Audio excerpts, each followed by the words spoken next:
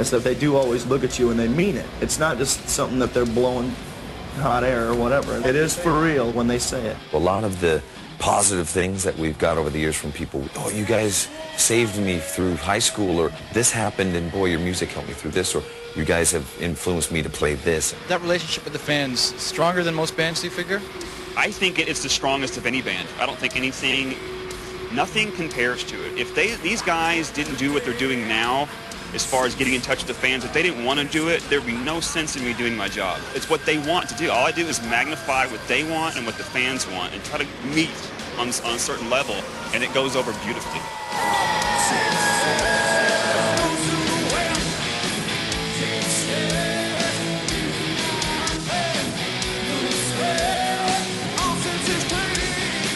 Something that you appreciate without taking for granted. I mean, when you say it's something you get used to, I mean, when you do 300 gigs on a tour, it's something that you get used to, but without taking it for granted. You know what I mean? Every time 20,000 people show up like tonight, it's something that warms your little heart. These kids, you know, they've come to see the band.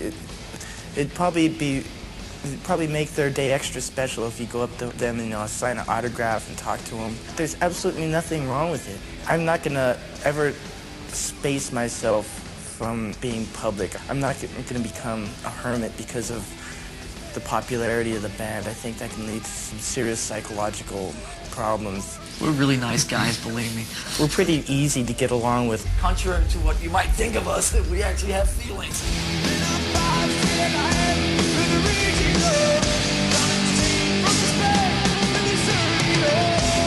What I'm kind of sick of is all the comparisons between this and '69. I think it's 25 years later, and the nature of that is that people should try and make this a cool event in itself without having to compare it to what went on 25 years ago. Is it better? Is it worse? It's 1994. If you want to do this, do it without being so concerned about trying to emulate or whatever what was going on 25 years ago. Anybody expecting this to be a reprise of what went on 25 years ago should have their head examined.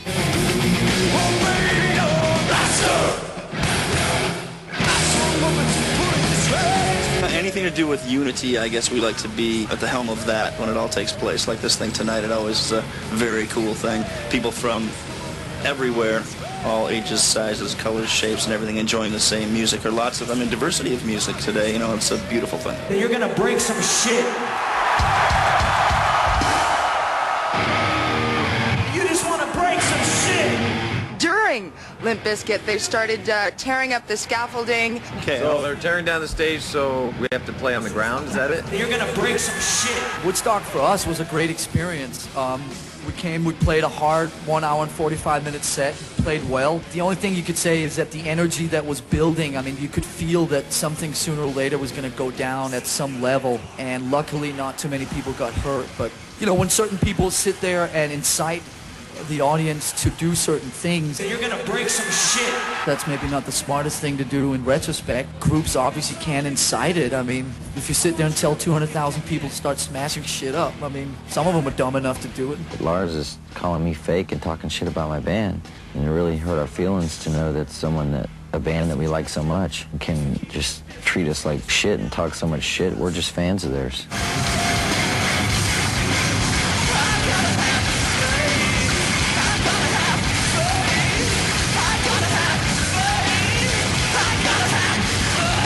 As a human, whether I'm in a band or not, I don't like getting ripped off. I don't think anyone does.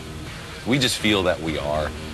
At the end of the day, we weren't asked, can we market your album this way, or can we present your hard work in this manner, And if they came and asked us, it might have been a different story. But we are control freaks. We like to present Metallica the way we want it. We like control over it. It's going on without us being in the loop. We're the creators of it. It was a situation where, in my opinion, they took some songs from us and put it out that we didn't want on there yet, and they were asked nicely to remove them, and the press, in my opinion, twisted things around and worded it in a different way to where it was all against the technology, which we weren't against the technology. We would just like control over our songs. We're very into the technology and the awesome things that can happen on the internet. We just feel we're getting cut out of the loop, and we're the creative part of it. The recording industry has filed a suit to shut Napster down, to shut you down. Today there was an important hearing in court and the judge ruled against us.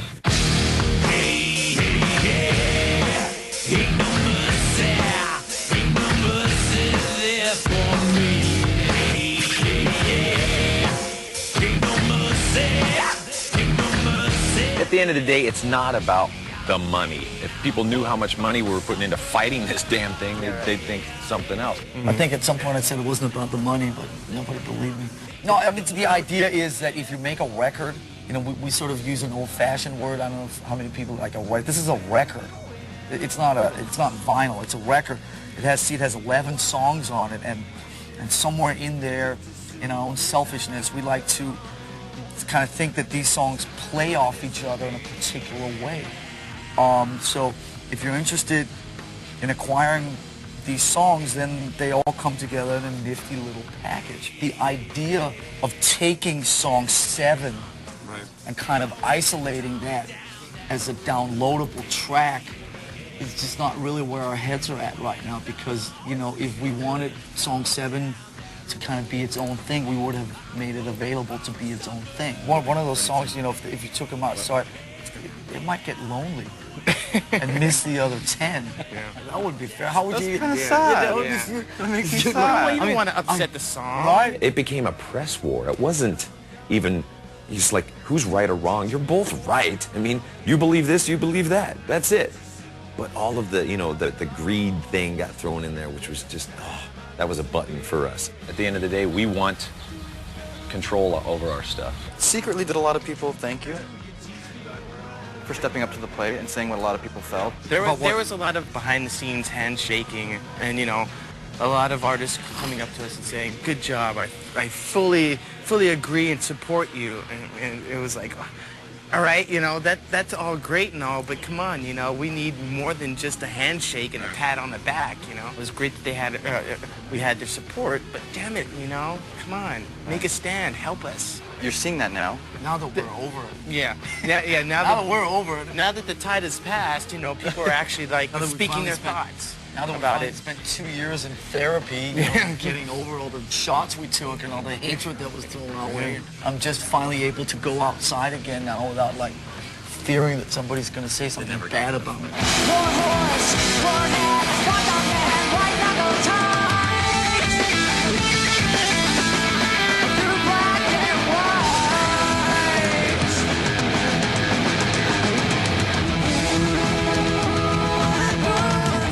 Fuse pumping engines, burning hard through St. How often have you heard in your career, without Metallica, my band wouldn't be here, I wouldn't have chosen to do this? Yeah, I recognize the power of like inspiration and the power of being influenced, because I was very inspired and influenced when I was a kid, you know, by all the bands I looked up to, you know. So I know that feeling, and to like all of a sudden be put on the other side of that, you know, it's something that kind of screws with your mind. It's both flattering, but it's just a weird thing, you know, because all of a sudden you find yourself one day waking up and you're on the other side of this like influence, inspiration curtain, and it's just wild. Have you ever met a rock star that you were excited about? Yes. Who was it?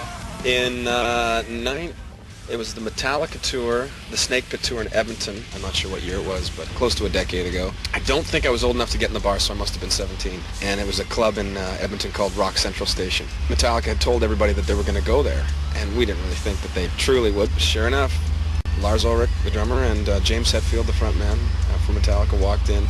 And I was just a massive, massive Metallica fan. And I got probably within 15 feet of them. They started getting, you know, hounded pretty quick, and I just stood there, and I think literally my jaw was on the floor. I was just like, oh my God, I can't believe James Hetfield is standing right over there.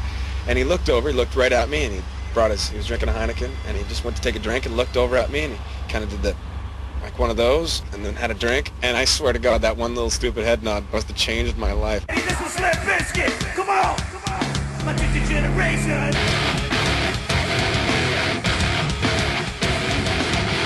All those bands, I think it's their pleasure to play with a band like Metallica, because it's a great tour. It's a great lineup. Forget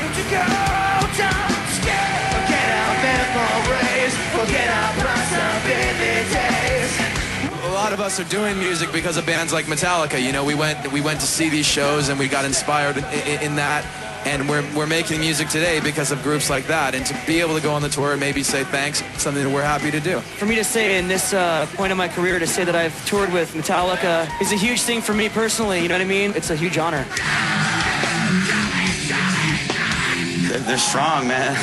You can feel the energy, you know, straight come off. So, I mean, it makes you work harder. It's awesome. What are you talking about? It's great. We're opening for Metallica, the biggest band on the planet, so what else could you ask for, man? You know, obviously, we've had a lot of very positive, you know, critical acclaim, you know, and stuff like that, and a lot of people obviously always watching us, but I think we have this ability to shut that out. I think once you start worrying about all that stuff, then you're just going to start, you know, running around in circles, and it's like a never-ending thing where you just always, if you're always trying to please somebody, I mean, we just please ourselves, and that's worked so far for the last 10 years.